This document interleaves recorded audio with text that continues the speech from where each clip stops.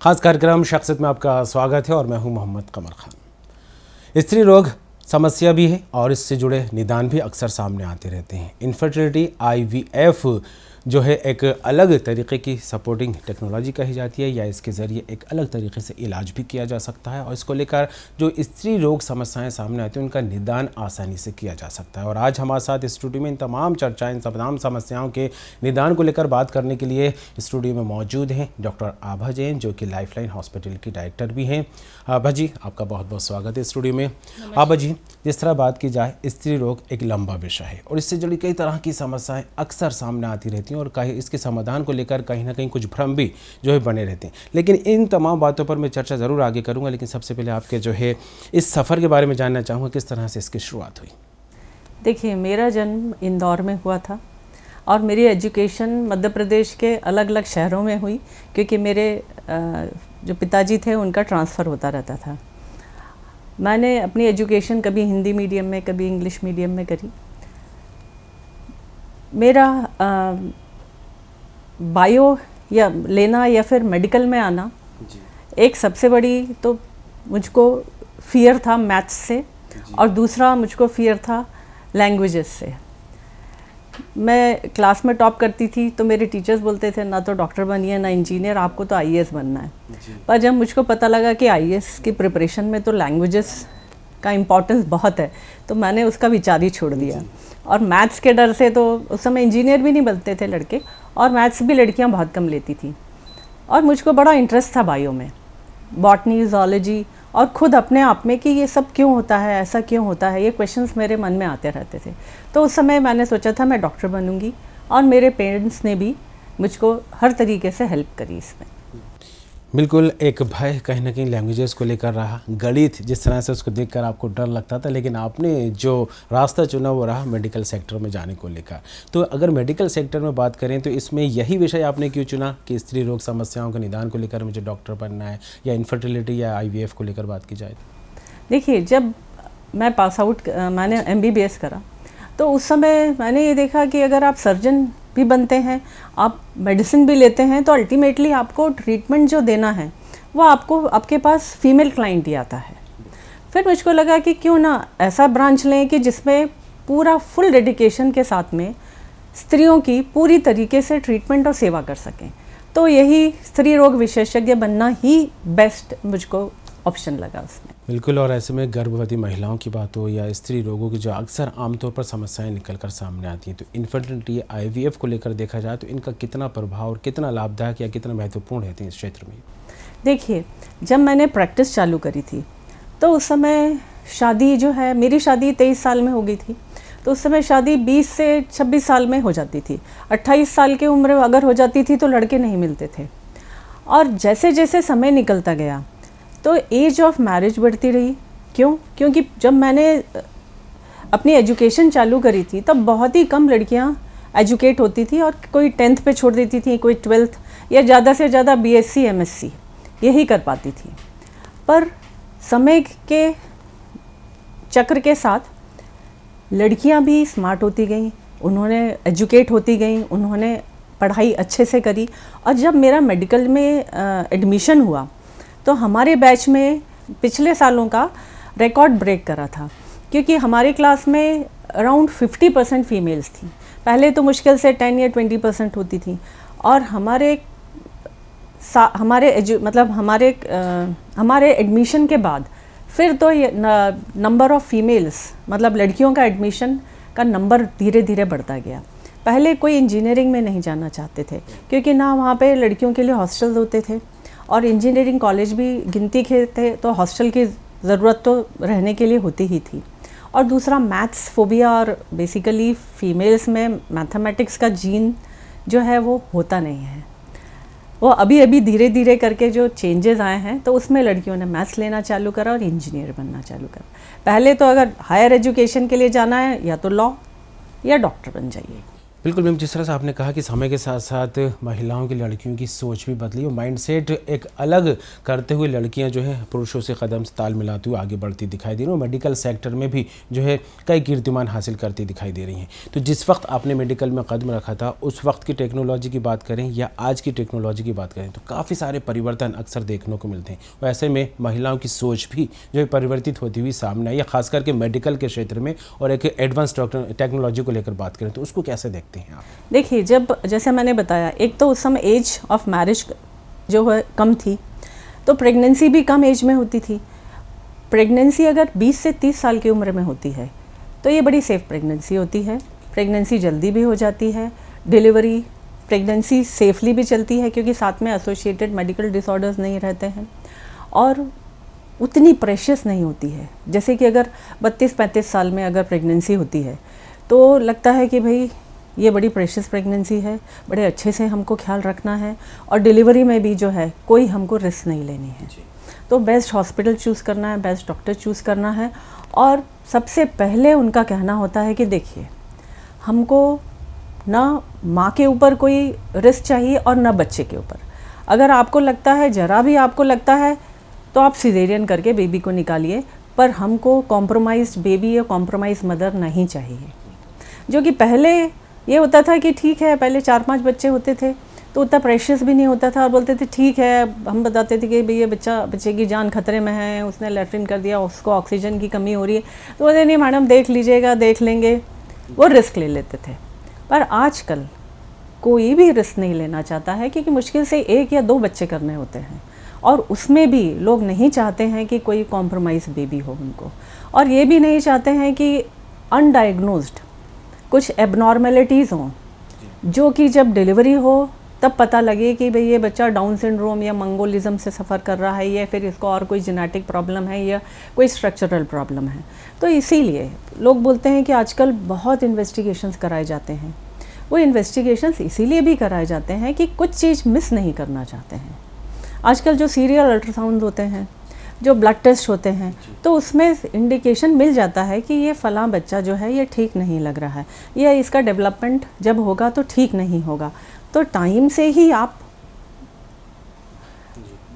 इसको डॉक्टर को दिखा दें। हाँ, टाइम से ही आप नहीं, टाइम से ही आप अपना माइंडसेट कर लें कि भाई ये जो है अब नॉर्मल बेबी है तो आप इसको अबॉर्ट करा लें, क्योंकि एक पर्टिकुलर समय के बाद अबॉर्शन भी पॉसिबल नहीं होता है। इसीलिए सारी एबनॉर्मलिटी स्ट्रक्चरल हो या जेनेटिक, तो ये फर्स्ट 4-4.5 मंथ्स तक डिटेक्शन चाहते हैं और डिटेक्शन होता है। तो इसलिए जो इन्वेस्टिगेशन से ज़्यादा होते हैं, तो ये बेसिकली माँ और बच्चे की सेफ्टी के लिए होते हैं, इसलिए नहीं कि ये डॉक्टर अपनी सेफ्टी के लिए, ये डॉक्टर पैसा कमाने के लिए ये इन्वेस्टिगेशन नहीं कराता है, जो कि एक मिथ है। बिल्कुल मैम, और जिस तरह से आपने जिक्र किया कि 20 से 22 साल की जो प्रेगनेंसी होती है काफ़ी सेफ़ मानी जाती है और एक नॉर्मल उसमें देखा जाता है कि आगे कोई शायद कॉम्प्लिकेशंस के लिए ऐसी कोई परेशानी ना हो या ऐसा कुछ कॉम्प्लिकेशन सामने ना आए। लेकिन जिस तरह से आफ्टर 30 ईयर्स में जब प्रेगनेंसी होती है तो कहीं ना कहीं कॉम्प्लिकेशन के चांसेस बढ़ते दिखाई देती। लेकिन इसका अगर देखा जाए तो आजकल जो लाइफ स्टाइल चेंज हो रहा है, ख़ास करके खान पान को लेकर देखा जाए, जो एटमॉस्फेयर चारों तरफ देखने को मिलता है, तो प्रेगनेंसी के टाइम पर कितना इफेक्ट देखने को मिलता है इन बातों का? देखिए, पहले तो वर्किंग फीमेल्स बहुत कम होती थी, पर आजकल अर्बन एरिया में बहुत वर्किंग फीमेल्स होती हैं। रूरल एरिया में भी देखा जाए तो ज़्यादा काम तो फीमेल्स ही करती हैं, पूरा फिज़िकल लेबर, खेत में काम करना। और पहले कम एज में प्रेगनेंसी और डिलीवरी होती थी, अब ज़्यादा एज में प्रेगनेंसी और डिलीवरी होती है। तो जैसे जैसे एज बढ़ती जाती है वैसे मेडिकल प्रॉब्लम सरफेस करने लगते हैं, जैसे कि ब्लड प्रेशर है, डायबिटीज़ है, थायराइड की प्रॉब्लम है। और जैसे जैसे एज बढ़ती है वैसे वैसे फीमेल की फर्टिलिटी थोड़ी कम होती जाती है और उसको प्रेग्नेंट होने में भी टाइम लगता है। इनफर्टिलिटी या लेस फिकंडिटी बोलते हैं, जिसमें फर्टिलिटी तो होती है पर बच्चा देर से मतलब प्रेगनेंसी देर से होती है। तो जैसे जैसे एज बढ़ती है ये सब प्रॉब्लम्स आते हैं। एग्स कम हो जाते हैं, मेल्स में स्पर्म्स कम हो जाते हैं। जब मैंने प्रैक्टिस चालू करी, कंसीव करने में एक तरह से देखा जाए तो प्रॉब्लम क्रिएट हो सकती है। प्रॉब्लम क्रिएट, और कंसेप्शन में भी प्रॉब्लम क्रिएट होती है, फिर प्रेगनेंसी में भी प्रॉब्लम क्रिएट होती है और साथ में डिलीवरी में भी, क्योंकि आजकल ये देखा गया है कि फिज़िकल एक्सरसाइज बिल्कुल ख़त्म हो गई है। जो भी वर्किंग फीमेल्स हैं या तो लैपटॉप के सामने बैठे हैं या कंप्यूटर के सामने बैठे हैं, स्कूल में भी जाते हैं तो मेनली गैजेट्स का यूज़ होता है। फिज़िकल एक्टिविटीज़ बिल्कुल ख़त्म हो गई हैं, ज़मीन पे नहीं बैठना होता है, उकड़ू बैठना नहीं होता है, या तो चेयर पे या पलंग पे या कार की सीट पे। तो इससे क्या होता है कि जितने भी मसल्स और बोन्स हैं, बोनी के जिसके थ्रू बच्चा डिलीवर होता है, ये सब बिल्कुल स्टिफ हो जाते हैं। तो उसके कारण जो डिलीवरीज़ हैं वो बड़ी प्रोलॉन्ग्ड होती हैं और डिफ़िकल्ट डिलीवरीज होती हैं। मतलब आम भाषा में कहा जाए कि मसल्स और अपनी बॉडीज़ जो है एक तरह से जाम हो जाती है। हाँ हाँ, फ्लेक्सिबिलिटी ख़त्म हो जाती है। और दूसरा, इन सब के साथ में ओबेसिटी आ जाती है। अगर ओबेसिटी आती है तो उसके अपने प्रॉब्लम्स रहते हैं। तो लाइफस्टाइल जो है उसको वो बड़ी कॉम्प्रोमाइज़ हो रही है, उसकी तरफ लोग ध्यान नहीं दे रहे हैं। लोग या तो अपने कैरियर की तरफ ध्यान दे रहे हैं या कितना पैसा कमा पा रहे हैं उसकी तरफ ध्यान दे रहे हैं।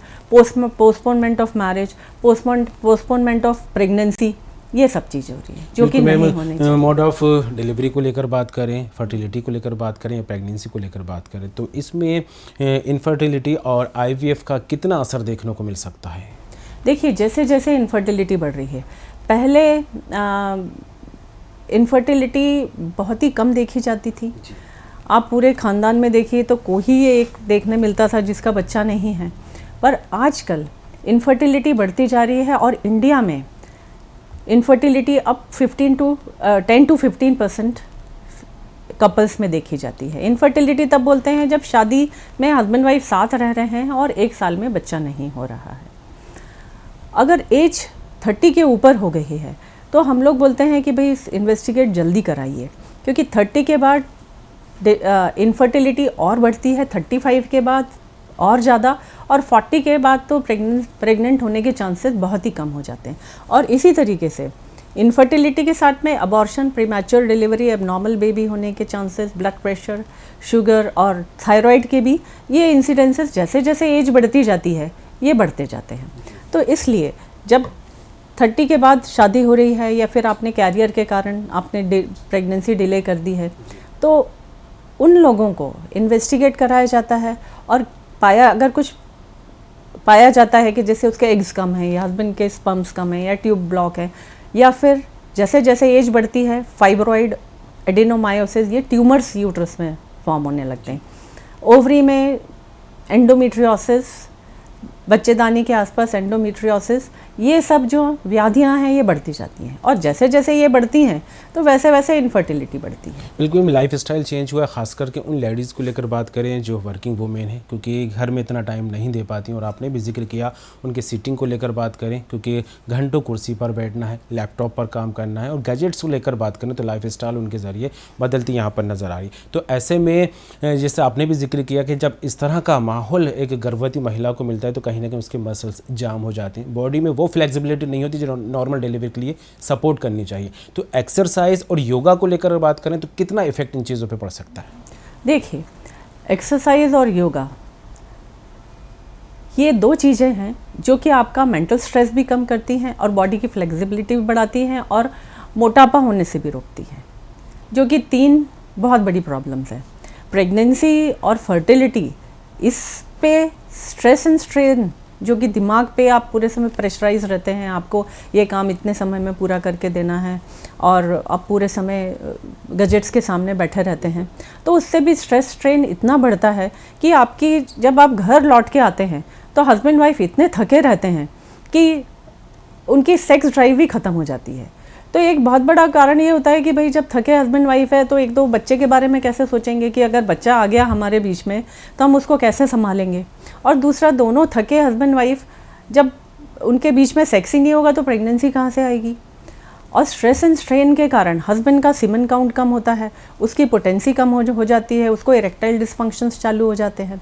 इस तरीके से जो फीमेल्स हैं, स्ट्रेस एंड स्ट्रेन के कारण उसको ब्लड प्रेशर आने लगता है, डायबिटीज़ जल्दी होने लगती है, स्ट्रेस एंड स्ट्रेन के कारण उसके एग्स नहीं बनते हैं, और एक पॉलीसिस्टिक ओवेरियन डिजीज़ देखा गया है जो कि ये जो लाइफस्टाइल चेंजेस के कारण हर चौथी लड़की उसको ये प्रॉब्लम होती है, जिसमें कि मोटापा होता है, चेहरे पे बाल आने लगते हैं और अंडे नहीं बनते हैं, एग्स बहुत सारे होते हैं पर वो डेवलप नहीं होते हैं। तो महीना भी बहुत ही हेवाय होता है, जैसे कि 2 महीने में आ रहा है, 3 महीने में, किसी को 6 महीने में, साल भर नहीं आ रहा है। और वेट गेन के साथ में सब बॉडी पे पिगमेंटेशन, तो उससे डिप्रेशन भी बढ़ता है। जब लड़कियां जब अपने फिगर को देखती हैं, अपनी बॉडी को देखती हैं, तो उनको बहुत ख़राब लगता है कि मेरे साथ ये क्यों हो रहा है। तो ये भी एक पॉलीसिस्टिक ओवेरियन डिजीज़ भी है लाइफस्टाइल चेंजेस के कारण। और जो हमारा एक्सपोजर है इंसेक्टिसाइड, पेस्टिसाइड, हर चीज़ में तो हम इंसेक्टिसाइड, पेस्टिसाइड खा रहे हैं। आप बोले वेजिटेबल्स बहुत खानी चाहिए, हाँ वेजिटेबल्स बहुत खाइए, तो पता लगा वो उसमें भी इंसेक्टिसाइड, पेस्टिसाइड। आपका ग्रेन्स में भी वही है। आप चाय ले रहे हैं तो उसमें भी कोई भरोसा नहीं कि उसमें क्या प्रिजर्वेटिव मिला हुआ है। पैक्ड फूड ले रहे हैं, उसमें भी प्रिजर्वेटिव है। आप ये जो तरह तरह के ड्रिंक्स ले रहे हैं, कोल्ड ड्रिंक्स ले रहे हैं, या फिर पैक्ड शुगरी ड्रिंक्स ले रहे हैं, तो ये भी आपके बॉडी पे बहुत बुरा असर करता है। क्योंकि इस तरह के फूड्स को देखा जाए तो ये हमारी दिनचर्या का एक अहम हिस्सा बने, और हमें नहीं मालूम, जानते हुए भी हम अननोन बने रहते हैं कि हाँ इसमें कुछ ना कुछ मिला है, लेकिन बावजूद इसके उसको लेना हमारी मजबूरी, क्योंकि मार्केट में इसके अलावा कोई चीज़ें नहीं मिल रही। तो ऐसे में जब ये चीज़ें लगातार हमारी आदत में आ जाती हैं, तो प्रेगनेंसी कंसीव करने को लेकर या सेक्स रिलेशन को लेकर इन पर कितना इफेक्ट पड़ सकता है? देखिए, जैसे मैंने अभी आपको बताया, साथ में अल्कोहल, स्मोकिंग, ज़्यादा कैफ़ीन लेना, और पैक्ड फूड्स लेना, और फास्ट फूड लेना जिसमें मैदा बहुत है, शक्कर बहुत है, ऑयल बहुत है, इन सब से पहला तो ओबेसिटी होगी। दूसरा, आपका लिपिड प्रोफाइल गड़बड़ होगा, ब्लड प्रेशर आने लगेगा, डायबिटीज़। अब वैसे ज़रूरत नहीं रहती है कि भाई हमारे मम्मी या पापा को डायबिटीज़ नहीं, पर आपको जो है, आपको स्ट्रेस एंड स्ट्रेन और आपकी फॉल्टी फूड हैबिट्स, इनके कारण कभी भी डायबिटीज़ आ सकती है। इनका असर स्पर्म काउंट पे भी होता है, एग काउंट पे भी होता है, और फर्टिलिटी पे, सब मिला के ये सब फर्टिलिटी पे असर करते हैं। दूसरा, अगर ओबेसिटी होती है आप, और प्रेगनेंसी में भी अगर आप फूड हैबिट्स नहीं आप ठीक करते हैं, तो एनीमिया होता है। प्रेगनेंसी में डायबिटीज़ हो जाती है, जो कि बच्चे के लिए भी डिट्रीमेंटल होती है, माँ के लिए भी होती है। और अगर उसको ट्रीटमेंट नहीं लिया गया तो कई बार बच्चा पेट में ही ख़त्म हो जाता है। बच्चे की ग्रोथ कम होना, बच्चे का मतलब एबॉर्शन होना, प्रीमैच्योर डिलीवरी होना, ब्लड प्रेशर बढ़ जाना प्रेगनेंसी में ग्रोथ रिटार्डेशन, मतलब छोटा सा बच्चा होना, ये बहुत बड़ा बच्चा होना, जो कि नॉर्मल डिलीवरी नहीं हो सकती। तो ये सब प्रॉब्लम्स जो हैं, ये हमारी फूड हैबिट से रिलेटेड हो सकते हैं। बिल्कुल, ये तो रही फूड हैबिट की बात, दिनचर्या की बात, लाइफ स्टाइल जो लगातार चेंज हो रहा है। तो एक फैक्टर और हमारी लाइफ में देखने को मिलता है, वो है बंद कमरों में रहना, क्योंकि आज फ्लैट कल्चर बढ़ चुका है, मल्टी जो है बिल्डिंग्स बनने लगी हैं। तो ऐसे में न तो नेचुरल हवा मिल पाती है, ना ही नेचुरल लाइट मिलती है। तो इन कंडीशंस में अगर देखा जाए, कोई दंपति रहता है, कोई फैमिली रहती है, तो गर्भवती महिला पर इसका कितना असर देखने को मिलता है एटमॉस्फेयर को लेकर? देखिए, आजकल विटामिन डी डेफिशिएंसी, क्योंकि सनलाइट से एक्सपोजर ही नहीं है, तो विटामिन डी डेफिशिएंसी से बहुत सारे प्रॉब्लम्स होते हैं। आपकी बोन हेल्थ तो खराबी होती है, और ये विटामिन डी अकेले बोन हेल्थ के लिए नहीं है, ये फर्टिलिटी के लिए भी है, ये आपके और बॉडी सिस्टम को अच्छे से वर्क करने के लिए भी विटामिन डी बहुत ज़रूरी होता है। जब बाहर नहीं निकलेंगे तो इसकी डेफिशिएंसी तो होगी, जब आप बाहर नहीं निकलेंगे तो कोई एक्सरसाइजेस नहीं होगी, फ्रेश एयर नहीं मिलेगी, आप बंद कमरों में रहेंगे तो जो VOCs होते हैं, जो हर चीज़, जैसे कि आपका फर्नीचर है, बेड है, लिनेंस है, इन सब में से कुछ वोलेटाइल तत्व निकलते रहते हैं, जो कि आपकी बॉडी के लिए बड़ी हानिकारक होते हैं। तो ये VOCs में आप पूरे समय रहेंगे, फ्रेश एयर नहीं मिलेगी, ऑक्सीजन कम रहेगा, कार्बन डाइऑक्साइड रिटेंशन ज़्यादा होगा, कार्बन मोनोऑक्साइड रिटेंशन ज़्यादा होगा। तो ये सब चीज़ें आपकी ओवरऑल हेल्थ को अफेक्ट करती हैं।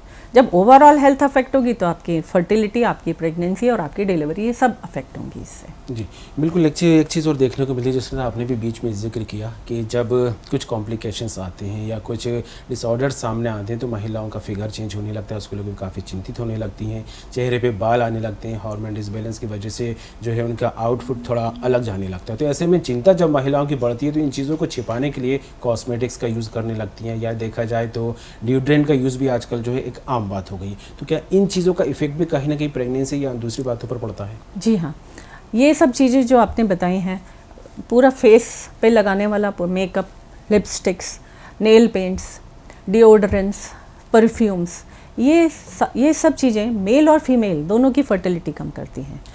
साथ में ये बाकी बहुत सारे मेडिकल डिसऑर्डर्स को न्योता देती हैं, क्योंकि सब चीज़ों में जो फाइटोइस्ट्रोजन होते हैं जो कि आपकी बॉडी में जाके ईस्ट्रोजन में कन्वर्ट होते हैं, अगर मेल्स हैं और उसमें ईस्ट्रोजन ज़्यादा होगा तो उनकी फर्टिलिटी कम होगी, उनके स्पर्म काउंट कम होंगे।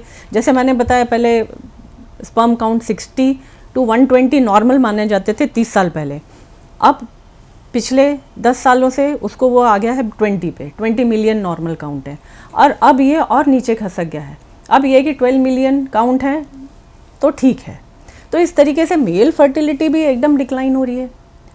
मेल तो फर्टिलिटी ये यूँ कहा जाए कि इस चीज़ का जो मानक हम मान रहे हैं, स्टैंडर्ड के जो काउंट किया जाता है स्पर्म को, तो वो कहीं ना कहीं जो धीरे धीरे रिड्यूस हो रहा है, मजबूरी बन गया क्योंकि स्टैंडर्ड लेवल पे रखना है। हाँ हाँ, क्योंकि अब पहले अब 60 मिलियन 120 मिलियन तो मिल ही नहीं सकते, अब आपको इसको ही नॉर्मल लेके उसको ट्रीट करना पड़ेगा। इसीलिए जैसे फीमेल्स में बताया, या तो एज के साथ में जैसे अंडे कम होते हैं, अब एज ही ज़्यादा हो गई, अंडे बहुत कम हैं, यहाँ पे सीमेन में स्पर्म जो है वो कम है। तो ये सब प्रॉब्लम्स, और एज बढ़ रही है, शादी के बाद लंबा समय निकल गया जब आपको प्रेगनेंसी नहीं हो रही है, साथ में ट्यूमर्स वगैरह डेवलप होने लगे हैं, एंडोमेट्रियोसिस की प्रॉब्लम डेवलप होने लगी। तो ऐसे केसेस में आर्टिफिशियल रिप्रोडक्टिव टेक्निक्स का उपयोग करना पड़ता है, क्योंकि नॉर्मल वे में नहीं हो रही, तब अपने को सेकंड स्टेप एक स्टेप पे बेबी को टेस्ट ट्यूब वाले जो सिस्टम रहता है मैम, उसको लेकर भी मैं चाहूँगा थोड़ा सा दर्शकों का आप उस पर थोड़ा सा प्रकाश डालें। ठीक है। अरे पहला तो होता है आर्टिफिशियल रिप्रोडक्टिव टेक्निक्स, जिसमें छोटी चीज़ें आती हैं, जैसे कि अंडे बनाने की दवाई देना, उसको अंडे बन रहे हैं कि नहीं वो देखना, कब अंडा बन रहा है, फूट रहा है वो चेक करना। उस समय या तो कपल को बोलना है कि भाई आप इंटरकोर्स करिए, या उस समय एक IUI नाम की तकनीक होती है जिसमें कि सीमेन तैयार करके सीधे यूट्रस में इंजेक्ट कर दिया जाता है, तो जिससे कम से 20-30% चांसेस प्रेगनेंसी के बढ़ जाते हैं। और अगर ये IUI टेक्निक भी फेल हो रही है, एग्स बहुत कम है, स्पर्म्स बहुत कम है, लंबा समय हो गया, ट्यूबल ब्लॉक है, एंडोमेट्रियोसिस नाम की बीमारी सीवियर है, तो ऐसे केसेस में टेस्ट ट्यूब बेबी के लिए जाना पड़ता है। टेस्ट ट्यूब बेबी, इसमें क्या होता है कि हस्बैंड सीमेन कलेक्ट करके देता है, उसके सीमेन से स्पर्म सेपरेट करे जाते हैं। फीमेल्स को अंडे बनाने के लिए बहुत सारे इंजेक्शन देने पड़ते हैं, जिससे कि एक नहीं बहुत सारे अंडे बने। और जब अंडे परिपक्व हो जाते हैं तब उनको बाहर निकाला जाता है, उनको लैब में कलेक्ट करा जाता है, और लैब में जो स्पर्म्स हैं उसको अंडे में इंजेक्ट करा जाता है, या फिर एग को स्पर्म्स के साथ में रखा जाता है, जिससे कि फर्टिलाइजेशन हो। जब फर्टिलाइजेशन हो जाता है और एक एम्ब्रियो बनता है, भ्रूण कहलाता है, तो या तो तीसरे दिन का भ्रूण या फिर 5वें दिन का भ्रूण वह जो स्त्री है उसके यूट्रस में डाल दिया जाता है, ताकि वो वहाँ पर जड़ पकड़े और डेवलप हो। तो फर्टिलाइज जो करने की वो होती है वो पहले बाहर ही की जाती है, उसके बाद में जब एम्ब्रियो बन जाता है तो उसको यूट्रस के अंदर इंजेक्ट कर दिया जाता है। वक्त बहुत कम है, लेकिन अंत में मैं यही पूछना चाहूँगा, आजकल के जो माहौल बदलता दिखाई दे रहा है, चाहे बिजीनेस को लेकर बात की जाए, जिस तरह से व्यस्तता लगातार बढ़ती जा रही है, लाइफ स्टाइल चेंजेस को लेकर बात की जाए, तो ऐसे में महिलाओं को लेकर क्या कुछ संदेश देना चाहेंगे? क्योंकि अगर कंसीव करने की बात की जाए प्रेगनेंसी को, तो इसमें उतना ही रोल आदमी का है जितना आपने बताया कि महिला का है। तो ऐसे में इस तरह के दंपतियों को क्या कुछ कहना चाहेंगे? देखिए, मैं एक तो ये है कि शादी टाइम से करिए, हाँ ना। फीमेल सोचें कि भाई मुझको तो मन का राजकुमार मिलेगा, तो वो पॉसिबल नहीं होता है कभी, या फिर मेल को चाहिए कि मेनका मिले, तो वो भी पॉसिबल नहीं होता है। तो टाइम से, समय से शादी करिए, समय से बच्चा करिए, वो पोस्टपोन मत करिए। भाई ये है कि आपका कैरियर ठीक है, वो थोड़ा सा पोस्टपोन हो जाएगा चलेगा, पर बच्चा टाइम से करिए। और जैसे मैंने बताया, लाइफस्टाइल को जो है बड़ा आप मतलब छोड़ मत दीजिए कि जैसा चल रहा है वैसा चलाते रहिए। लाइफस्टाइल को, उसमें आपकी एक्सरसाइज भी होना चाहिए, आपकी डाइट प्रॉपर होना चाहिए, स्ट्रेस एंड स्ट्रेन कम करने के लिए योगा, मेडिटेशन। और आप ऐसे काम ही मत करिए, ज़रूरी नहीं है कि आपको बहुत कमाना है, ज़रूरी नहीं है सारी दुनिया आपसे ही चल रही है। आप अपना ध्यान भी रखिए, तभी जाके आपकी फर्टिलिटी सही होगी, आपकी प्रेगनेंसी आसानी से होगी, प्रेगनेंसी ठीक होगी और डिलीवरी भी अच्छे से होगी। बिल्कुल मैम, जिस तरह से बीच में आपने जिक्र किया था कि आजकल जो डिलीवरी है और प्रेगनेंसी जो है कहीं ना कहीं एक कॉम्प्रोमाइज़ सिस्टम बन चुका है कि मजबूरी में कॉम्प्रोमाइज़ करना है, नहीं ये नहीं तो हमें ये करना है। तो मुझे इस तरह से आपने बात कही, तो मैं यही कहना चाहूँगा कि कॉम्प्रोमाइज़ अगर हम कॉम्प्लिकेशंस आने की बात करें, उससे पहले ही अगर हम कर लें तो शायद बहुत सारी जो है असुविधाओं से बचा जा सकता है। बिल्कुल, डॉक्टर आभा जैन को आपने सुना, काफ़ी महत्वपूर्ण जानकारी जानकारी उन्होंने दी। मैम, आपका आने के लिए बहुत बहुत शुक्रिया। तो महिलाओं से जुड़ी समस्याओं को लेकर बात की जाए या पुरुषों को लेकर समस्याओं को लेकर बात की जाए, तो इनफर्टिलिटी IVF सिस्टम को लेकर बात करें तो काफ़ी सारी सुविधाएं आज बाज़ार में आ चुकी हैं, और इसके साथ ही आपको जागरूक भी होना होगा, क्योंकि जागरूक होने के साथ साथ अगर इन चीज़ों को अपनाया जाएगा तो प्रेगनेंसी के साथ साथ जो डिलीवरी सिस्टम तक का जो पीरियड है उसमें आने वाले कॉम्प्लिकेशन से खुद को भी बचाया जा सकता है और अपनी फैमिली में आने वाली जो परेशानियाँ उनका भी निदान किया जा सकता है। फिलहाल इस खास कार्यक्रम में इतना ही, खबरों का सिलसिला लगातार जारी रहेगा, बने रहिए।